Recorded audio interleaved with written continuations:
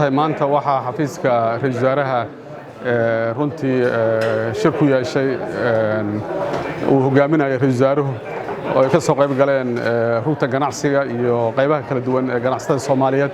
Shirkaas runtii waxaa looga hadlayay saameynta uu ku yeeshay dalkeena coronavirus taasoo ah saameyn caalami ah oo runtii dawladda Soomaaliyeed ay dadaal badan ay ku bixisay sidii saameyntaas looga hortagi lahaa ganacsataduna ay doorkooda u qaadan lahaayeen. Dawladduna ay diyaar u tahay inay ganacsatada ay wax kala qabato xagga si dalka uusan u gelin raashinkuna uusan gaabso u noqon ama daawada ama waxyaabaha laga maarmaanka oo daruuriga ah ama qalabka loo isticmaalo muxuu ahaa xagga nadaafadda intaba.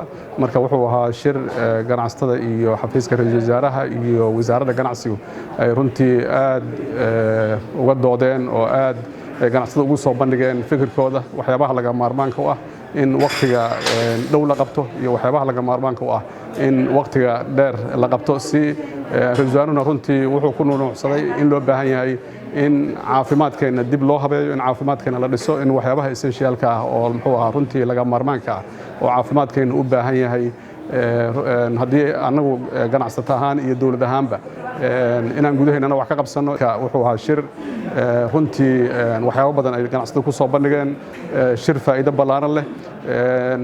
Runtii ganacsataduna fikirkooda aad ay u soo bandhigeen, waxyaabaha ay soo bandhigeenna runtii waxay u soo gudbiyeen muxuu ahaa ra'iisul wasaaraha iyo xafiiska ra'iisul wasaaraha iyo wasaaradda ganacsiga intaba. Waxayna samaysteen guddiyo arrintaas runtii dabagal ku sameeya oo labada guddi ka kooban ganacsatada iyo guddi ka kooban xafiiska ra'iisul wasaaruhu ay arrintaas runtii ay dabagal ku sii samayn doonaan si dawladdu ay uga qaadato tallaabooyinka ugu habboon.